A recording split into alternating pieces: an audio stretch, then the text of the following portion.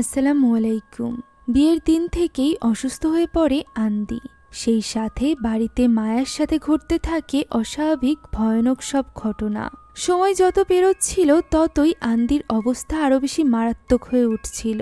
জানা যায় বিয়ের দিনই তাদের উপর বান মেরেছিল মায়ার প্রাক্তন প্রেমিক। আর এই সাঙ্গা নামের ভয়ানক বান যদি কোনো বিবাহিত দম্পতির উপর মারা হয় তাহলে ছাড়াছাড়ি না হওয়া পর্যন্ত অথবা ওই দম্পতির যে কোনো একজন না মরা পর্যন্ত জিন তাদের পিছু ছাড়ে না।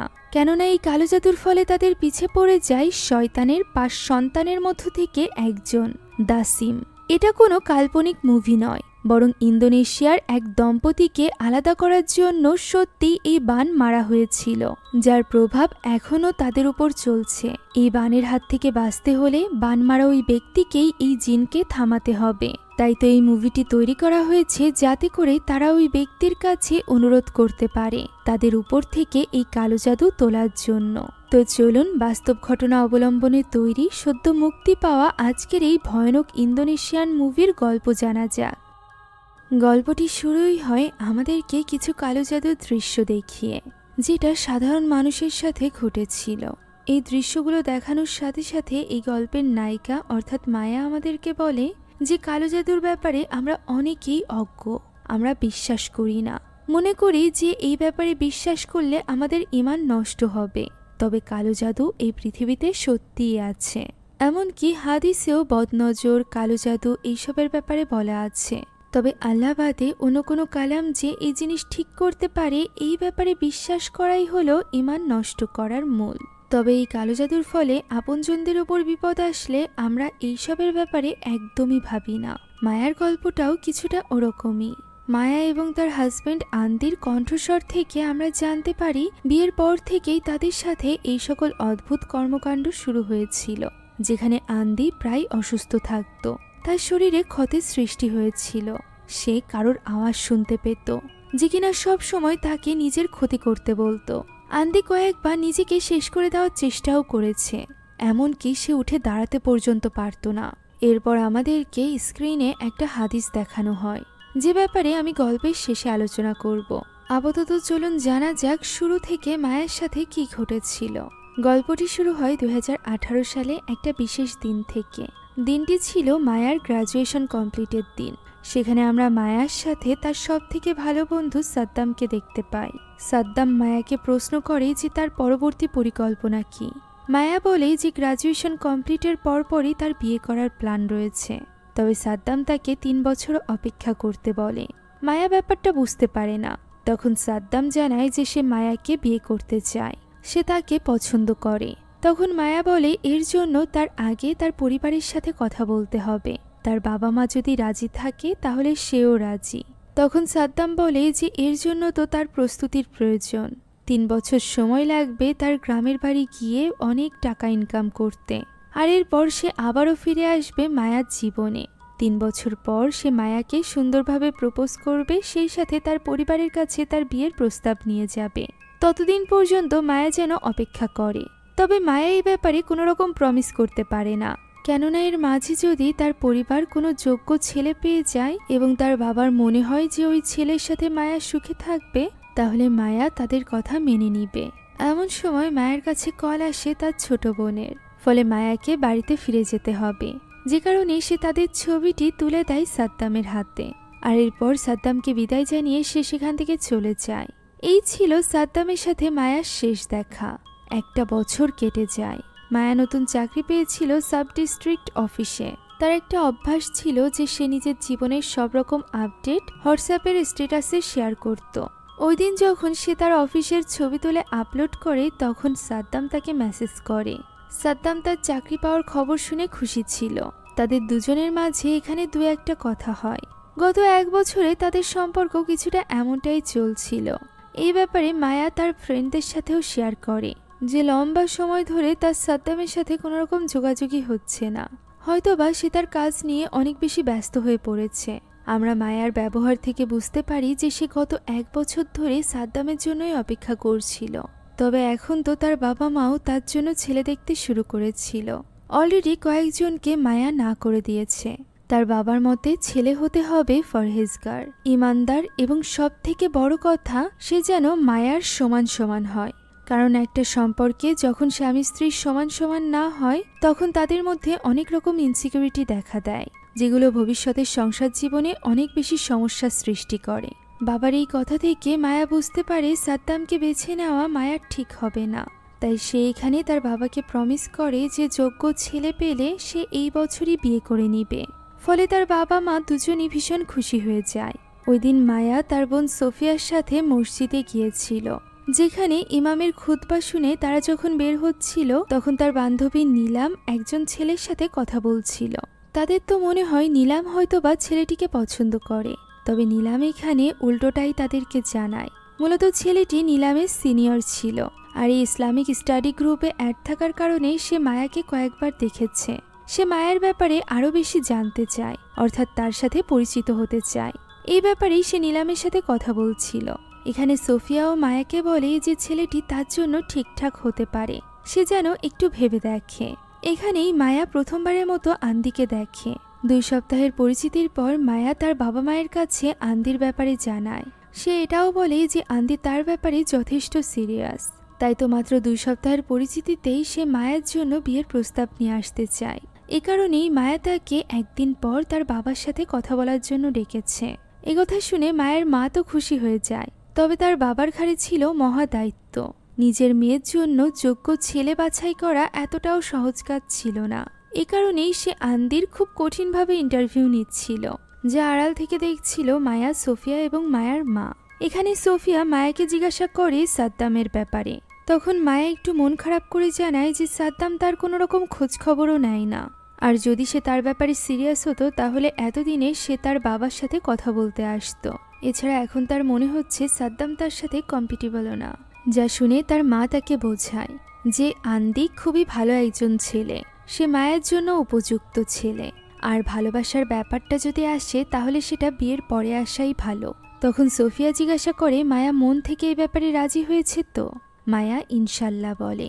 আর এদিকে আন্দি ইমানদার হওয়ায় তাকে খুব পছন্দ হয়ে যায় মায়ার বাবার। ফলে শীঘ্রই বিয়ের সব প্রস্তুতি শুরু হয়ে যায়। বিয়ের কার্ডে ছবি তুলে আপলোড করে মায়া, যা দেখতে পায় সাদ্দাম। সাথে সাথে সে তাকে কল করে এবং ওই কার্ডের ব্যাপারে জিজ্ঞাসা করে। তখন মায়া তাকে খুব সুন্দরভাবে বুঝিয়ে বলে যে তার বাবা মা তার জন্য একজন ছেলে ঠিক করেছে। 2 সপ্তাহের মধ্যেই তাদের বিয়ে।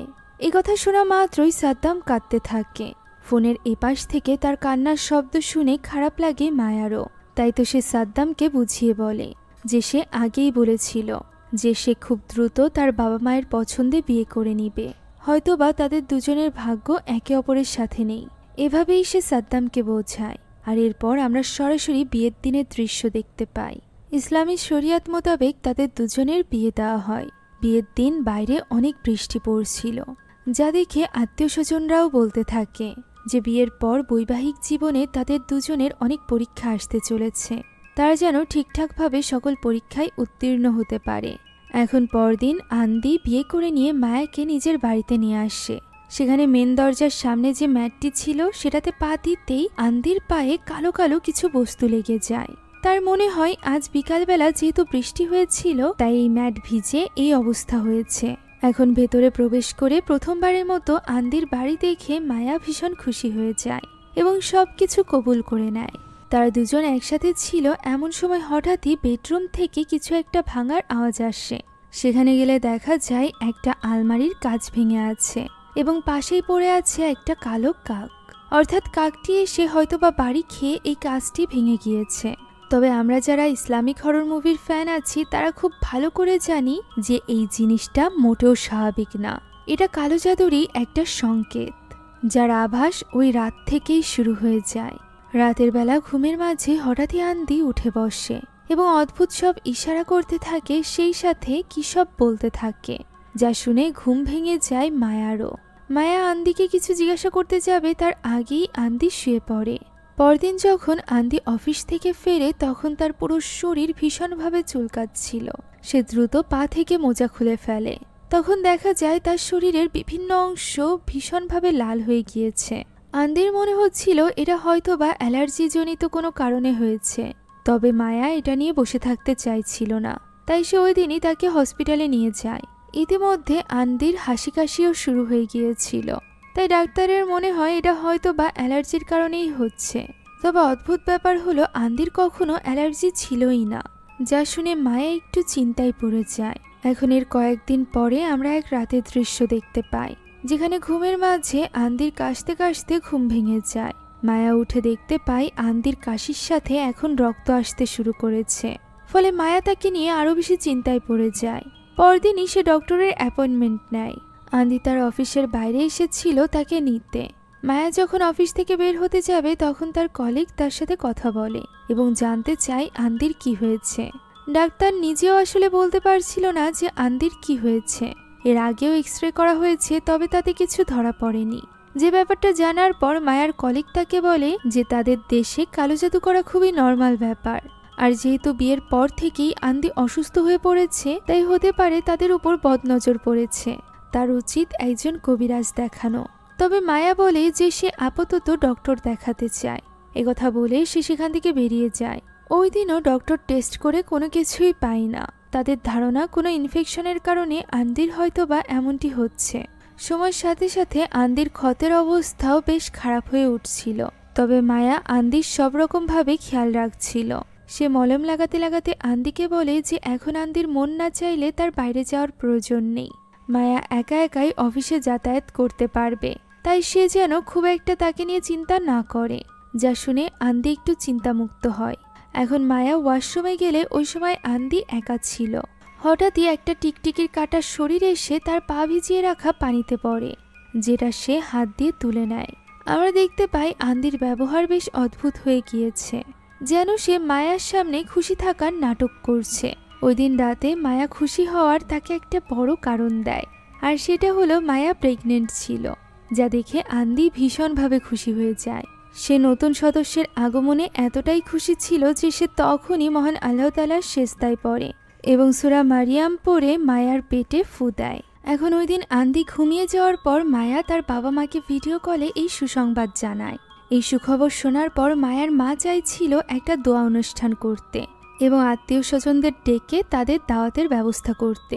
তখন মায়া বলে যে এই অনুষ্ঠানটি তার বাড়িতে রাখলেই ভালো হয়, অর্থাৎ তার এবং আন্দির বাড়িতে। তার মা বাবা এই কথাই রাজি হয়ে যায়। তখনই তারা লক্ষ্য করে পেছনে আন্দি উঠে এসেছে এবং উপরের দিকে তাকিয়ে কিছু একটা ইশারা করছে। তারা বললে মায়া সেদিকে ছুটে যায়। দেখে মনে হয় যেন আন্দির হুঁশ ছিল না, যার হুঁশ ফিরিয়েছিল মায়া। আন্দির এই অবস্থা দেখে সে তার বাবা মায়ের কাছ থেকে বিদায় নিয়ে নেয়। এরপর আমরা দাওয়াতের আগের দিন রাতের দৃশ্য দেখতে পাই। হঠাৎই মায়ার ঘুম ভেঙে যায় এবং সে দেখতে পায় আন্দি তার পাশে নেই। সে উঠে যায় আন্দির খোঁজে। ড্রয়িং রুমে আন্দি একা একা দাঁড়িয়েছিল, যা দেখে মায়া তার কাছে যায়। সে কি দেখছে এটা জিজ্ঞাসা করলে আন্দি তাকে হাতের ইশারায় সামনের দিকে দেখায়, যেখানে মায়া কিছুই দেখতে পাচ্ছিল না। তাই সে লাইটটি জ্বালায়। দেখা যায় সেখানে কিছুই নেই। তবে আন্দি তখনও পর্যন্ত বলছিল যে ওটা ওখানেই দাঁড়িয়ে আছে। আন্দির চোখ থেকে ভয়ে অশ্রু পড়তে শুরু করে। তবে মায়ের মনে হচ্ছিল আন্দি হয়তো বা ভুল কিছু দেখেছে, তাই সে আন্দিকে বুঝিয়ে সেখান থেকে নিয়ে যায়। তখনই আমরা দেখতে পাই সেখানে থাকা টেবিল ল্যাম্পটি যেন ভেঙে যায়, অর্থাৎ সত্যি সেখানে কিছু একটা ছিল যা মায়া দেখতে পাচ্ছিল না, তবে আন্দি ঠিকই দেখতে পারছিল। পরদিন সকালে তোড়জোড়ের সাথে শুরু হয়ে যায় দাওয়াতের আয়োজন। মাকে রান্নায় সাহায্য করতে গিয়েছিল মায়া, তবে তার শরীরটা ভীষণ খারাপ করছিল, যে কারণে তার বোন তাকে বলে রেস্ট নিতে। তবে হাতে বেশি সময় ছিল না, যে কারণে মায়া সেখান থেকে যেতে চায় না। তার এই অসুস্থতা আন্দিও লক্ষ্য করে এবং তাকে বলে রেস্ট নিতে। সে দরকার হয় মায়ার অংশের কাজটুকু করে দিবে। যেহেতু দাঁড়িয়ে থেকে সবকিছু কুচানোই কাজ ছিল, তাই মায়াও এখানে আন্দিকে না বলে না। আন্দি সেখানেই দাঁড়িয়ে কাজ করতে থাকে। এরই মাঝে হঠাৎ করে তার কিছু একটা হয়ে যায়। পাশে চলতে থাকা মিক্সি কেটলির আওয়াজ যেন সে কিছুতেই সহ্য করতে পারছিল না। এদিকে তার ক্ষতস্থানেও ভীষণ চুলকাচ্ছিল, যে কারণে তার জন্য ব্যাপারটা অসহনীয় হয়ে ওঠে। তখনই এক অদৃশ্য কণ্ঠ তাকে বলতে থাকে তার হাত কেটে ফেলতে। একথা শোনা মাত্রই অ্যান্ডি ওই কাটার হাতে তুলে নেয় এবং সেটা দিয়ে সে তার হাতের ওপর আঘাত করতে থাকে। এই দৃশ্য দেখে মায়ার মা চিৎকার করে ওঠে, যা শুনে সকলে সেদিকে দৌড়ে যায় এবং আন্দির এই অবস্থা দেখে সকলে ভীষণ ঘাবড়ে যায়। সে তখনও নিজের হাত কাটতে যাচ্ছিল। সকলে মিলে তার হুঁশ ফিরায়। তাকে দ্রুত নিয়ে যাওয়া হয় হসপিটালে। এখন ওই দিন দুপুরের দৃশ্য আমরা দেখতে পাই, যেখানে দাওয়াতের জন্য সকল আত্মীয় স্বজনরা চলে এসেছিল। তাদের সাথে ব্যস্ত হয়ে পড়েছিল মায়া। এখানে আমরা মায়ার আন্টি ইয়াতিকে দেখতে পাই, যে কিনা তাদের বিয়ের সময় আসতে পেরেছিল না কিছু কাজের জন্য। সে এবং তার হাজবেন্ড এখানে মায়ার হাজবেন্ড অর্থাৎ আন্দির সাথে দেখা করতে চায়। মায়া জানায় যে সে অসুস্থ, আর এরপর তাদেরকে নিয়ে আসে আন্দির সাথে দেখা করতে। সেখানে আন্দিকে দেখা মাত্র ইয়াতি যেন ঘাবড়ে যায়। অন্য কেউ যা দেখতে পেত না তা ইয়াতি দেখতে পেত। তাই তো সবাই আন্দিকে স্বাভাবিক দেখলেও ইয়াতি দেখতে পায় তার 2 হাত পা পুরোপুরিভাবে কালো হয়ে গিয়েছে, যে কালো ছাপ আস্তে আস্তে করে পৌঁছে যাচ্ছে তার মুখ পর্যন্ত। তাই তো সে ওই রুম থেকে বের হয়ে মায়ের সাথে আলাদাভাবে কথা বলতে চায়। তবে সে কিছু একটা লক্ষ্য করে মায়াকে কিছু বলে না, যেন সে সেখানে কাউকে দেখতে পাচ্ছিল। সে বলে যে সে পরে মেসেজে তাকে সবটা জানাবে। এ কথা বলে সে সেখান থেকে চলে যায়। ওই রাতেই সে আবারও মায়াকে কল করে এবং বলে আন্দির থেকে দূরে গিয়ে তার সাথে কথা বলতে। এ কথা শুনে মায়ার রুম থেকে বেরিয়ে আসে। তখন ইয়াতি তাকে বলে যে আন্দির উপর কেউ বান মেরেছে, অর্থাৎ কালো জাদু করেছে, যার ফলে কোনো জিন তার ক্ষতি করছে। তাই সে দ্রুত যেন তার হাজবেন্ডকে নিয়ে কোনো কবিরাজের শরণাপন্ন হয়, তা না হলে সে মহা বিপদে পড়বে। এটা শুনে মায়া অনেক চিন্তিত হয়ে পড়লেও সে বুঝতে পারছিল না যে তার কি করা উচিত। তাই সে এই ব্যাপারটা আন্দির সামনেই তার বাবা মায়ের সাথে শেয়ার করে। তবে তার বাবা তো এই ধরনের কালো জাদুর মতো বিষয়ে একদমই বিশ্বাসী ছিল না। তাই তো মায়ের মা এখানে তাকে বোঝানোর চেষ্টা করে যে কালো জাদুর মতো বিষয় মহানবী সাল্লাল্লাহু আলাইহি ওয়াসাল্লামের সময়ও ছিল, তাই এই ব্যাপারে তাদের সতর্ক থাকা উচিত। তখন তার হাজবেন্ড বলে যে সে জানে কালো জাদুর মতো বিষয় আছে বা ছিল, কিন্তু তাদের এইসব ব্যাপারে বিশ্বাসী হওয়া যাবে না যে এর ফলে কারোর কোনো ক্ষতি হয়, কেননা এর ফলে ঈমান দুর্বল হয়ে যাবে। আমাদের একমাত্র মহান আল্লাহ তাআলার শক্তির উপরই বিশ্বাস রাখা উচিত। সে আন্দিকে জিজ্ঞাসা করে যে সে এইসব ব্যাপারে বিশ্বাস করে কিনা। আন্দি তখন অন্য মনোযোগী ছিল, যা দেখে সে আন্দিকে বলে যে খাবার শেষে সে আন্দির সাথে কিছু কথা বলতে চায়। মায়ার মনে হচ্ছিল তার বাবা হয়তো বা আন্দিকে বকা দিতে পারে, তাই সে বাড়িতে ফেরার সময় আন্দিকে জিজ্ঞাসা করতে থাকে যে তার বাবা কি বলেছে। উত্তরে আন্দি জানায় মায়ের বাবা তাকে বেশি বেশি করে নামাজ আদায় করতে বলেছে, সেই সাথে সকাল এবং সন্ধ্যার সময় কোরআন তেলাওয়াত করতে বলেছে। তখন মায়া আন্দিকে প্রশ্ন করে যে সে রাতের বেলা কি এমন স্বপ্ন দেখে, যা দেখে সে প্রতিনিয়ত জেগে যায় এবং অদ্ভুত সব আচরণ করে। মায়া এই কথা বলার সময় আন্দি বারবার আয়নাতে পেছনের সিটেই দেখছিল, যেন সেখানে ভয়ানক কেউ একটা বসেছিল, যাকে শুধুমাত্র আন্দিই দেখতে পাচ্ছিল। তাই সে কোনো ব্যাপারে কথা বলতে চায় না, যা দেখে মায়াও এখানে কিছুটা কষ্ট পেয়ে চুপ হয়ে যায়। যেটা বুঝতে পেরে এবার আন্দি বলতে শুরু করে যে তার সাথে কি হচ্ছে তা সে নিজেও জানে না। সে প্রায় অদ্ভুত সব জিনিস অনুভব করে। ভয়ানক এক কণ্ঠ শুনতে পায় সে, যে কিনা তাকে নিজেরই ক্ষতি করতে বলে। এছাড়া সে মাঝে মাঝে ভয়ানক কিছু দেখতে পায়। একথা বলা মাত্রই মায়া এক ভয়ানক রূপ ধারণ করে, যে কিনা আন্দিকে প্রশ্ন করে যে সে কি তাকেই দেখতে পায়। এটা দেখে আন্দি ভীষণভাবে ঘাবড়ে যায় এবং কোনো মতে অ্যাক্সিডেন্ট হতে হতে তারা রক্ষা পায়। এই ঘটনায় মায়া অনেক বেশি ঘাবড়ে গিয়েছিল। তাই তো বাড়িতে ফিরে সে ওয়াশরুমে বসে কাঁদতে থাকে। এখন তো শুধুমাত্র নিজের প্রাণ হারানোরই ভয় নয়, বরং তার সাথে এখন ছোট্ট আরও একটি প্রাণ রয়েছে। তাকে নিয়েই মায়া আরও বেশি চিন্তিত ছিল। এদিকে মায়া যখন কাঁদছিল তখন আমরা আন্দিকে দেখতে পাই, যার রোগ আরও বেশি বেড়ে উঠেছিল। সময়ের সাথে সাথে সে আরও বেশি অসুস্থ হয়ে পড়ছিল। এভাবেই 3টা মাস কেটে যায়। মায়া তখন নিজের প্রেগন্যান্সি নিয়ে অনেক খুশি ছিল এবং নতুন প্রাণটার জন্য অপেক্ষা করছিল। তখনই হঠাৎ করে সে আন্দির চিৎকারের শব্দ শুনতে পায়। রান্নাঘরে দৌড়ে যেতেই সে দেখতে পায় আন্দি ছটফট করছে। ইতিমধ্যে তার অসুস্থতা এত বেশি বেড়ে গিয়েছিল যে তাকে হুইলচেয়ার ব্যবহার করতে হচ্ছিল। মায়া গিয়ে তার হুঁশ ফিরায়। যখন আন্দি তাকে বলে যে আন্দি তাকে দেখেছে, সে এখানেই উপস্থিত আছে, তবে মায়া আন্দির কোনো কথাই বোঝে না। আমরা বুঝতে পারি আন্দিকে প্রতিনিয়ত ভয়ঙ্কর কোনো কিছু ভয় দেখিয়ে চলেছিল, যে ব্যাপারে ধারণা করতে পারে মায়াও। তাই তো সে পুরো বাড়ি জুড়ে সিসিটিভি ক্যামেরা লাগিয়ে নেয়। ওই দিন রাতে সিসিটিভি ক্যামেরার ফুটেজ আমরা দেখতে পাই, যেখানে মাঝরাতে আন্দি ঘুম থেকে উঠে হুইলচেয়ারে বসে। তবে আচমকাই তার চেয়ার থেমে যায় এবং সে উঠে দাঁড়ায় আর এরপর কাউকে একটা সিজদা করতে থাকে, যেন সে কারোর উপাসনা করছিল। পরদিন সকালেই মায়া সোফিয়ার সাথে দেখা করে এবং তাকে ওই সকল সিসিটিভি ফুটেজ দেখায়, যেখানে আরও কিছু ক্লিপ ছিল, যেমন ঘুম থেকে উঠে অদ্ভুত অঙ্গভঙ্গি করা, সেই সাথে ড্রয়িং রুমে চলার সময় আচমকাই তার হুইল চেয়ার অন্য কেউ কন্ট্রোল করতে শুরু করা, সেই সাথে তার ছায়াও পরিবর্তন হয়ে যাওয়া। এই সব কিছু দেখে সোফিয়াও বেশ ঘাবড়ে যায়। মায়া বলে সে এবার হাঁপিয়ে উঠেছে। এখন তো মাঝে মাঝে আন্দি নিজেকেই নিজে ক্ষতি করার চেষ্টা করে, যে ব্যাপারটা নিয়ে সে এখন বেশ ভয়ে আছে। তাই সে চাইছিল দ্রুত এর কোনো সলিউশন খুঁজে বের করতে।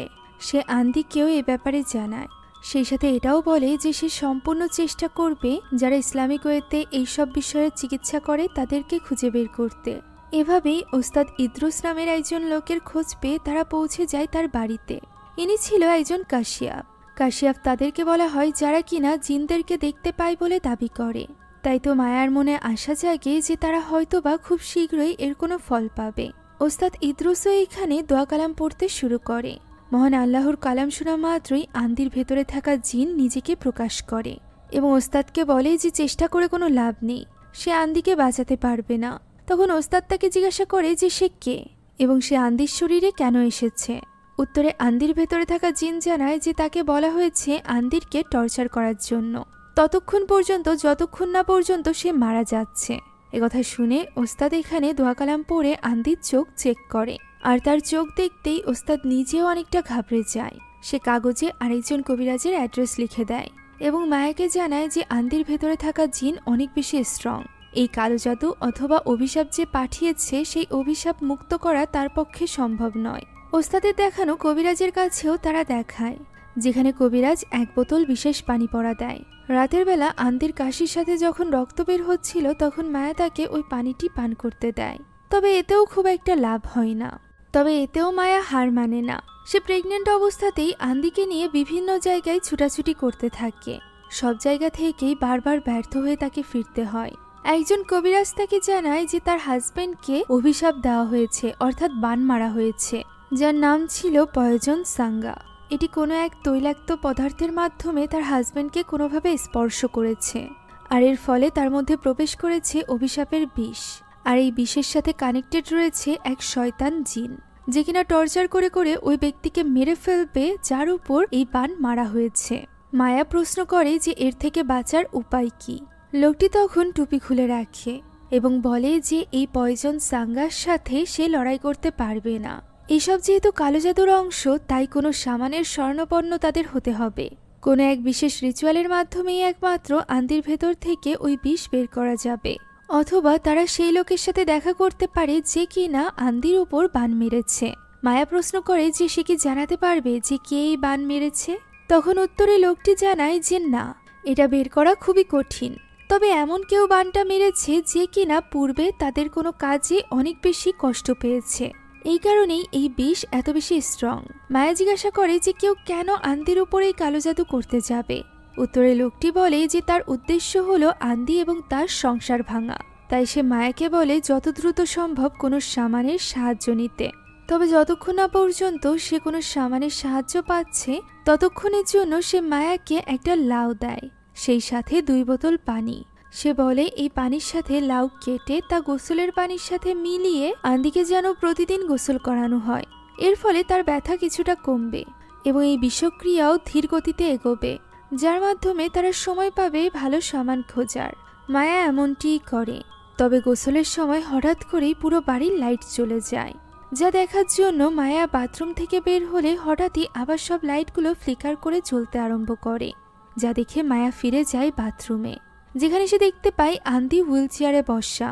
সে অবাক হয়ে আন্দিকে জিজ্ঞাসা করে যে সে একা একা কিভাবে বাথট্যাব থেকে উঠল, যার উত্তর না দিয়ে আন্দি ভয়ে ভয়ে সামনের দিকে তাকিয়ে থাকে এবং মায়াকে বলে দ্রুত তাকে এখান থেকে নিয়ে যেতে। ফলে মায়াও আর দেরি করে না। আন্দির দিকে এইভাবে খেয়াল করতে গিয়ে মায়া নিজেরই খেয়াল রাখতে পারে না, যার ফলে তার কিছুটা ব্লিডিং হতে শুরু হয়। ডক্টর দেখানোর পর জানা যায় যে টেনশনের কারণে তার ব্লাড প্রেশার অনেকটা হাই, যে কারণে তার গর্ভের বাচ্চা ঠিকমতোভাবে বড় হতে পারছে না। তাই ডক্টর তাকে কমপ্লিট বেড রেস্ট দেয়। তবে পুরোপুরিভাবে বেড রেস্ট নেওয়ার সুযোগ তো মায়ার কাছে ছিলই না। কেননা ওই দিনই সে ইয়াতির কাছ থেকে একটা রিচুয়ালের ব্যাপারে জানতে পারে, যেটা করলে হয়তো বা এই সাঙ্গা পয়জনকে নষ্ট করা যাবে। এটা একটা ট্র্যাডিশনাল রিচুয়াল যা শামানরা করে থাকে। সে তখনও পর্যন্ত কনফিউজ ছিল যে সে কোনো শামানের শরণাপন্ন হবে কিনা, এর ফলে তার ঈমান দুর্বল হয়ে যাবে। এরই মাঝে তাকে কল করে আন্দি এবং তাকে দ্রুত বাড়িতে আসতে বলে।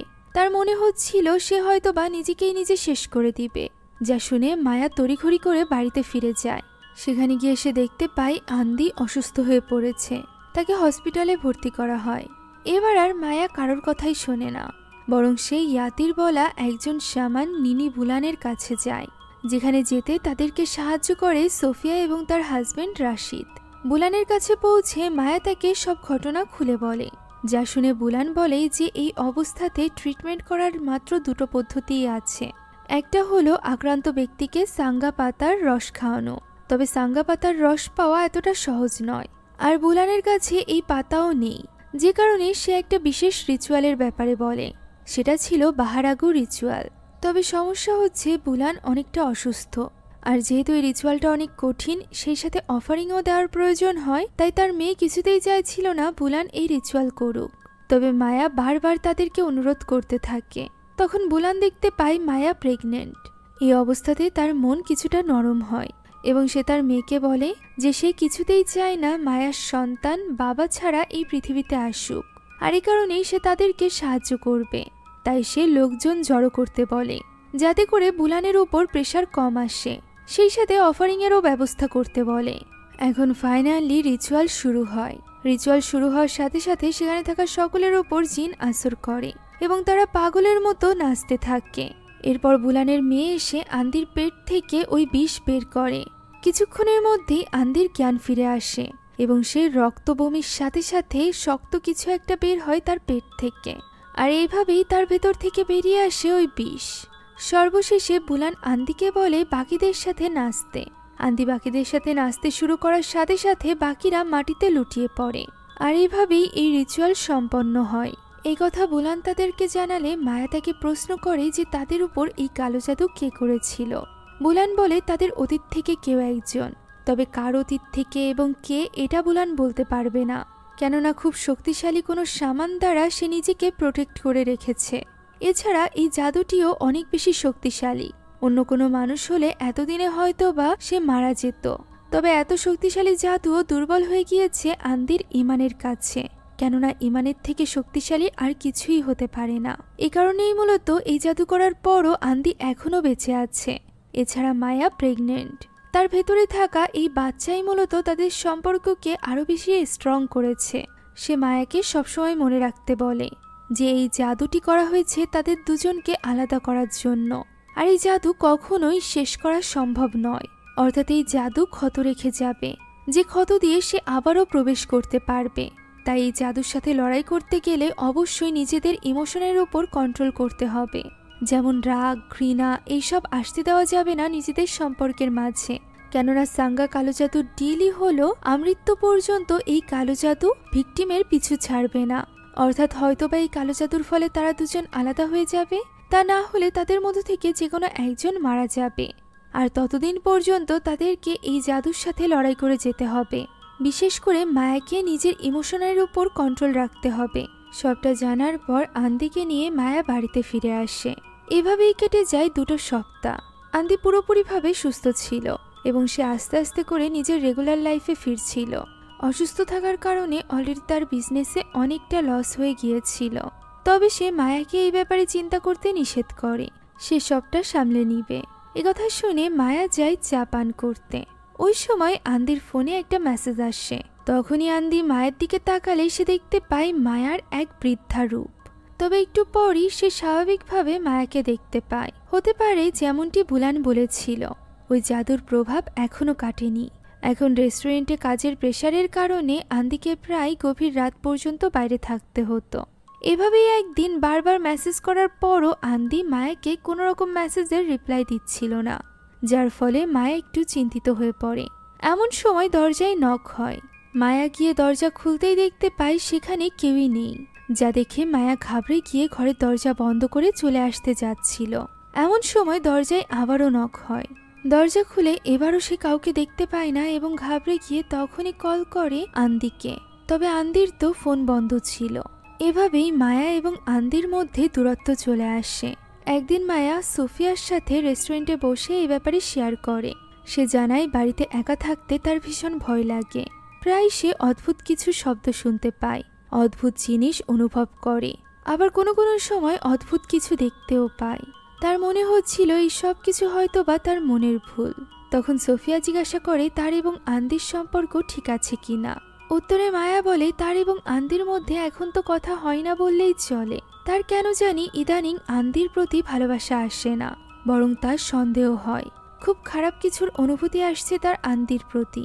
গতদিন সে কাপড় ধোয়ার সময় আন্দির কাপড় থেকে মেয়েদের সুগন্ধির গন্ধ পেয়েছে। সোফিয়া বলে প্রেগন্যান্সির জন্য সে হয়তো বা অনেক বেশি সেন্সিটিভ হয়ে গিয়েছে। তবে সে কি এই ব্যাপারে আন্দির সাথে কথা বলার চেষ্টা করেছে? উত্তরে মায়া বলে সে চেষ্টা করায় তাদের সম্পর্ক আরো বেশি খারাপ হয়ে গিয়েছে। তাদের দুজনের মধ্যে ঝগড়া বিবাদ বাড়ছে।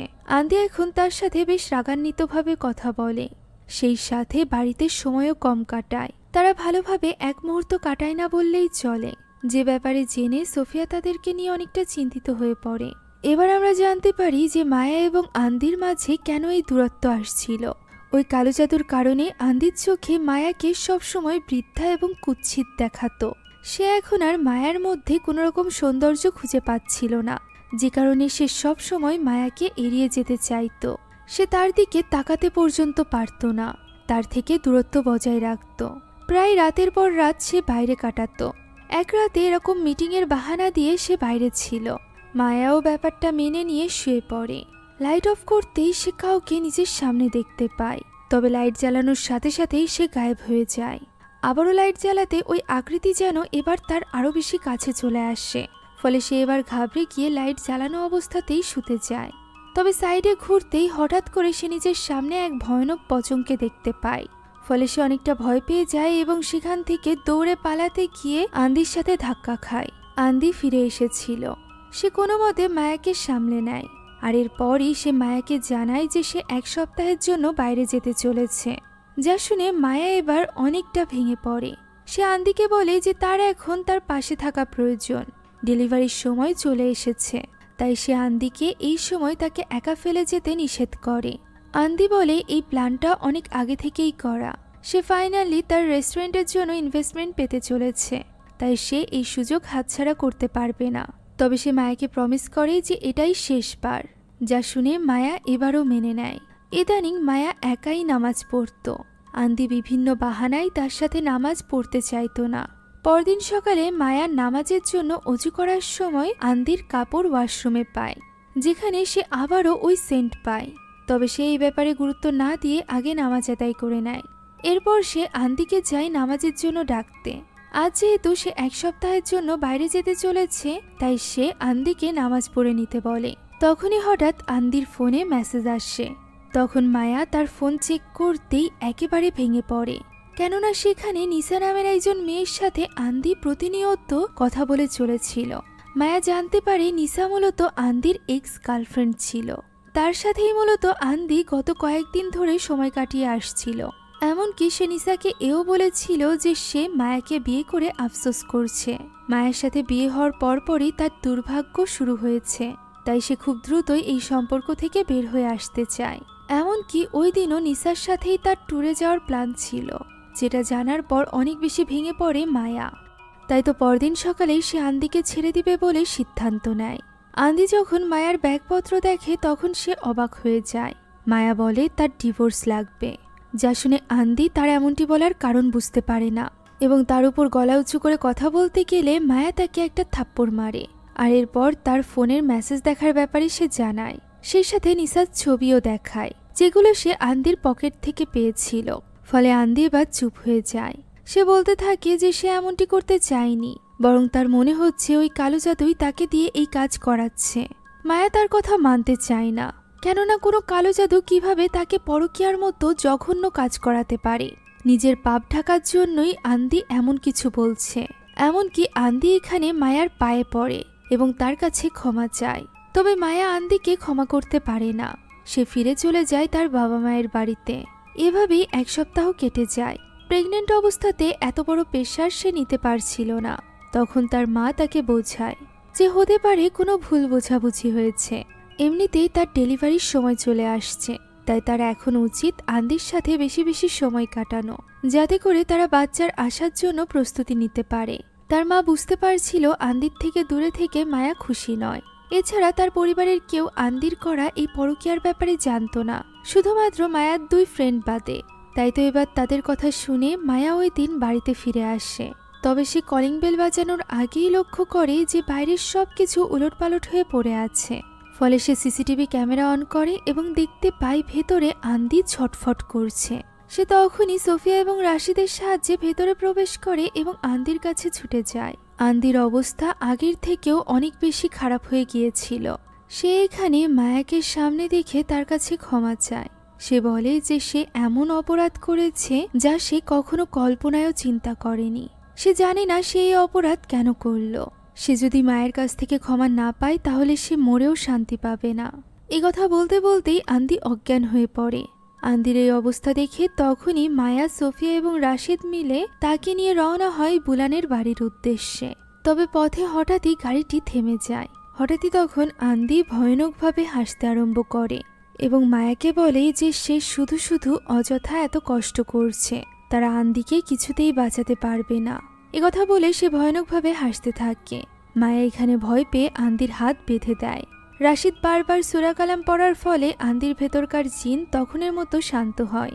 এখন তাকে নিয়ে যাওয়া হয় বুলানের বাড়িতে, যেখানে বুলানের মেয়ে দরজা খোলে। সে আন্দির কাপড় কেটে দেখতে পায় যে এই কালো জাদু মাত্র 1 সপ্তাহের মধ্যেই আন্দির প্রায় হৃদয় পর্যন্ত পৌঁছে গিয়েছে। এর মানে আগের বারের থেকেও এইবার এই বান আরো কঠিনভাবে মারা হয়েছে। যে সামান এই বান মেরেছে সে ওই জিনের সাথে নির্দিষ্ট সময়ে ডিল করেছে। 1 সপ্তাহ ডিল করে থাকলে 1 সপ্তাহের মধ্যেই আন্দি মারা যাবে। 1 মাসের ডিল করা থাকলে 1 মাসের মধ্যেই আন্দি মারা যাবে। তবে তার সিচুয়েশন দেখে বুলানের মেয়ের মনে হয় যে আন্দি কাল সকাল পর্যন্তও বাঁচবে না।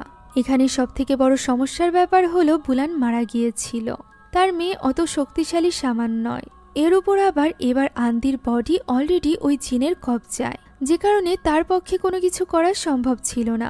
এখন শুধুমাত্র সাঙ্গার পাতার মাধ্যমেই এই বিষ নিঃসরণ করা সম্ভব। এর জন্য সে আগে কিছু লিকুইডের মাধ্যমে সান্দির শরীরে ওই জিনকে আটকে নেয়। আর এরপর তাদেরকে নিয়ে রওনা হয় ফাহাদ নামের একজন ওস্তাদের বাড়িতে।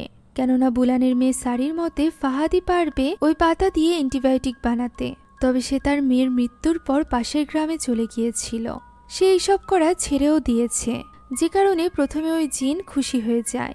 তবে সে যখন জানতে পারে যে ফাহাদ তাদেরকে সাহায্য করতে চলেছে, তখনই সে সেখান থেকে পালিয়ে যাওয়ার চেষ্টা করে। তাকে কোনো মতে ধরে ভেতরে নিয়ে আসা হয়। ফাহাদ এখানে পবিত্র পানির সাহায্যে তাকে কিছুটা শান্ত করে। আর এরপর সারিকে বলে যে সে এই কাজ করা অনেক আগেই ছেড়ে দিয়েছে। সে এই কাজের দিকে আর ফিরে যেতে চায় না। আল্লাহর কালামের পথেই এখন সে এগোচ্ছে। সারি বলে সে নিজেই দরকার হয় এই অ্যান্টিডোটটি বানাবে, তার শুধুমাত্র ফাহাদের সাহায্যের প্রয়োজন। এমন সময় হঠাৎই মায়া পজেস হয়ে যায় এবং সে ফাহাদকে বলতে শুরু করে যে সে এই কাজে কখনোই সফল হবে না। সে ব্যর্থ হবে ঠিক যেমনভাবে সে ব্যর্থ হয়েছিল নিজের মেয়েকে বাঁচাতে। এখানে এই শয়তান জিনকে দেখা মাত্রই ফাহাদ চিনে ফেলে। এই শয়তানটি ছিল দাসিম, যে কিনা ইবলিশ শয়তানের 5 সন্তানের মধ্য থেকে একজন। কালো জাদুর সময় দাসিমকে ব্যবহার করা হয় যাতে করে হাজব্যান্ড ওয়াইফের মধ্যে ঘৃণার জন্ম দিতে পারে। ব্যাপারটা বুঝতে পেরে ফাহাদ এখানে আন্দিকে আগে বেঁধে ফেলে। ওই সময় সারি চলে যায় এই বাড়ির পিছে থাকা সাঙ্গা পাতা আনতে। আন্দিকে বাঁধার পর ফাহাদ বাইরে যায় একটা বিশেষ পাতা নিতে, যেটা পিষে সে পানির সাথে মেশায়। আর এরপর সেটা তুলে দেয় সোফিয়ার হাতে এবং বলে সে যখনই চোখের ইশারা করবে তখনই যেন সোফিয়া এই পানি মায়ার মুখে মারে। এভাবেই মহান আল্লাহ তাআলার কালামের মাধ্যমে তারা খুব সহজেই মায়ার ভেতর থেকে দাসিম জিনকে বেরিয়ে দেয়। ফলে মায়া তো মুক্ত হয়ে যায়, তবে সেটি আবারও প্রবেশ করে আন্দির ভেতরে। এদিকে মায়ার ডেলিভারি পেন শুরু হয়ে গিয়েছিল, যে কারণে রাশিদ সোফিয়া এবং মায়াকে গাড়ি পর্যন্ত এগিয়ে দেয়। সোফিয়া মায়াকে নিয়ে হসপিটালে চলে যায়। এদিকে ফাহাদ শুরু করে দেয় আন্দির ঝাড়ফুঁক করতে। আন্দির ভেতরে থাকা শয়তান দাসিম জানায় যে মায়ার সন্তান হওয়ার সাথে সাথেই আন্দি মারা যাবে। এমনকি মায়ার ভালোবাসাও অলরেডি হার মেনেছে তার চক্রের সামনে। ফাহাদ কেন হার মানছে না? এইসব বলেই সে ফাহাদকে দুর্বল করার চেষ্টা করে। এমনকি সে তার মেয়ের কথা তুলেও তাকে উল্টোপাল্টা বলতে থাকে। চারিপাশের সবকিছু কাঁপতে শুরু করে। তখনই সেখানে ফিরে আসে রাশিদ এবং ফাহাদ মিলে দোয়া কালাম পড়তে থাকে, যার ফলে ওই শয়তান আরো বেশি কষ্ট পায় এবং আরো বেশি ক্ষেপে যায়। সে এবার চিৎকার করে চারিদিকে সবকিছু ভেঙে ফেলে, ফলে অজ্ঞান হয়ে যায় ফাহাদও। কিছুক্ষণের মধ্যেই সেখানে সারি চলে আসে ওই পাতা নিয়ে। সে ফাহাদের জ্ঞান ফেরায়, আর এরপর সে ফাহাদের সাথে মিলে আন্দিকে তুলে নিয়ে আসে একটা পাত্রের কাছে, যে পাত্রের ভেতরে পানি ছিল। ফাহাদ এই পানি দিয়ে আন্দিকে গোসল করিয়ে দিতে শুরু করে, যার ফলে ওই শয়তান জিনের ভীষণভাবে কষ্ট হচ্ছিল। তাই তো সে এখানে ফাহাদকে আঘাত করে। ফাহাদও তখন আন্দিকে আঘাত করে অজ্ঞানের মতো করে ফেলে, আর এরপর সে সারির সাহায্য নিয়ে আন্দিকে ওই পাত্রের ভেতরেই ঢুকিয়ে দেয়। তাকে ওই পাত্রের ভেতরে রেখে সারি চলে যায় অ্যান্টিডোট বানাতে। ফাহাদ এখানে তাকে এই পবিত্র পানির মধ্যে চুবাতে শুরু করে, যাতে করে এই পানি সহ্য করতে না পেরে তার ভেতর থেকে ওই শয়তান জিন বেরিয়ে আসে। তখন ওই শয়তান দাসিম বলতে থাকে যে তার কি দোষ, আন্দি নিজেই একজন খারাপ লোক, তা না হলে সে ইনফ্লুয়েন্স করার সাথে সাথেই আন্দি কেন পরকীয়ার মতো জঘন্য কাজ করলো। এতে ওই শয়তান অর্থাৎ দাসিমের কোনো দোষ নেই। ফাহাদও তো একজন হত্যাকারী, সেও তো নিজের মেয়ের খুন করেছে। ফাহাদ বুঝতে পারে এই শয়তান তাকে ম্যানিপুলেট করার চেষ্টা করছে, তাই তো সে জোর করে তাকে পানিতে চোবানোর চেষ্টা করে। তখনই সেখানে চলে আসে রাশিদ। সে বুঝে উঠতে পারছিল না ফাহাদ কেন আন্দিকে এইভাবে পানিতে চোবাচ্ছে, আর এই সুযোগ নেয় দাসিম নামক ওই শয়তান। সে রাশিদকে বলে যে ফাহাদ তাকে মেরে ফেলছে, ঠিক সেইভাবে যেভাবে সে নিজের মেয়েকে মেরেছিল। সে একটা শয়তান সামান। যা শুনে রাশিদ তাকে আটকায় এবং তাকে ধাক্কা দিয়ে সরিয়ে দিলে তখনই ওই শয়তান ধরে বসে রাশিদকে। ফলে রাশিদ এখানে নিজের ভুল বুঝতে পারে। এরপর রাশিদ এবং ফাহাদ মিলে আন্দিকে অনেকক্ষণ যাবৎ ওই পবিত্র পানির মধ্যে চুবিয়ে রাখে, যার ফলে তার ভেতরে থাকা ওই শয়তান বেরিয়ে যেতে বাধ্য হয়। এরপর তাকে নিয়ে এসে শুইয়ে দেওয়া হয় বাইরে, যেখানে তখনও পর্যন্ত তার রক্তবমি হচ্ছিল। এরই মাঝে সারি ওই অ্যান্টিডোট বানিয়ে নিয়ে আসে এবং সেটা পান করিয়ে দেয় আন্দিকে। এটা পান করা মাত্রই সে নীল কালারের বিষ নিজের মুখ থেকে বের করে। এরই মাধ্যমে এই কালো জাদুর বিষমুক্ত হয়ে যায় আন্দি। এদিকে হসপিটালে মায়া এবং আন্দির কোল জুড়ে আসে এক ফুটফুটে কন্যা সন্তান। তাই তো জ্ঞান ফেরার পর মায়া আন্দিকে কল করে, যেখানে আন্দিও সুস্থ হয়ে উঠেছিল। সে আন্দিকে সুখবর দেয় এবং জানতে চায় যে ওস্তাদ বলতে পারবে কিনা কে তাদের উপর কালো জাদু করেছিল। মায়া আরও বলে যে সে আন্দিকে একটা ফটো পাঠাবে, সে যেন এই ফটোটি ওস্তাদ ফাহাদকে দেখায়। যা শুনে এবার আন্দি যায় ওস্তাদ ফাহাদের কাছে এবং তাকে জিজ্ঞাসা করে তাদের উপর কে কালো জাদু করেছিল। ফাহাদ বলে সে তাকে কল্পনায় দেখেছে ঠিকই, তবে তার নাম জানে না। সেই সাথে সে আন্দিকে বলে যে সে যেন ওই ব্যক্তির বিরুদ্ধে কোনো রকম রাগ নিজের মনে পুষে না রাখে, এর ফলে তাদের ক্ষতি ছাড়া ভালো কিছু হবে না। তখন আন্দি তাকে একটা ছবি দেখায়, যেটা আর কারণ নয় বরং সাদ্দামের ছিল। এটা মায়া তাকে পাঠিয়েছিল। সাদ্দামের ছবি দেখে ফাহাদ জানায় যে হ্যাঁ, এই ব্যক্তি তাদের উপর কালো জাদু করেছে। যেটা জানার পর মায়া আরো বেশি ভেঙে পড়ে। সে কখনো ভাবেনি তার বন্ধু সাদ্দাম তার এত বড় ক্ষতি করতে পারে। তার মনে পড়ে যায় যে সাদ্দাম তাকে বলেছিল যে সে কখনোই মায়ার এইভাবে অন্য কাউকে বিয়ে করা মেনে নিতে পারবে না, মেনে নিবেও না। এখন স্ক্রিনে সাদ্দামের উদ্দেশ্যে একটা মেসেজ লেখা হয়। এই কালো জাদু এখনো মায়া এবং আন্দিকে তাড়া করে বেড়াচ্ছে। শুধুমাত্র বান যে মেরেছে সে না উঠালে এই কালো জাদুর হাত থেকে তারা পুরোপুরিভাবে মুক্তি পাবে না, আর এর জন্য তারা সাদ্দামকে খুঁজছে। মায়া এখানে সাদ্দামের কাছে রিকোয়েস্ট করে যে সে যদি পৃথিবীর যে কোনো প্রান্ত থেকে এই মুভি দেখে থাকে তাহলে সে যেন তার উপর থেকে এই কালো জাদু সরিয়ে নেয়। এছাড়া যদি কেউ সাদ্দামকে চিনে থাকে তাহলে সে যেন তাদেরকে হেল্প করে সাদ্দামের খোঁজ পেতে। এখন মায়া এবং আন্দির বর্তমান সিচুয়েশন আমরা দেখতে পাই, যেখানে তাদের মেয়ে হাঁটতে শিখে গিয়েছিল। সে কিছুদিনের জন্য তার বাবার কাছে থাকতো এবং কিছুদিনের জন্য মা মায়ার কাছে থাকতো। মায়া এবং আন্দি সেপারেট হয়ে গিয়েছে। আর এরই সাথে আমরা শয়তানের ওই উক্তিটি দেখতে পাই, যে উক্তি মহান আল্লাহ তাআলাকে সে বলেছিল যে যে মানুষের কারণে মহান আল্লাহ তাআলা তাকে সবকিছু থেকে বঞ্চিত করলো তাদেরকে সে পথভ্রষ্ট করবে, শুধুমাত্র মহান আল্লাহ তাআলার প্রকৃত ইমানদার ব্যক্তিগণ ছাড়া। এরই সাথে শেষ হয়ে যায় বাস্তব ঘটনা অবলম্বী আজকের এই হরর গল্পটি।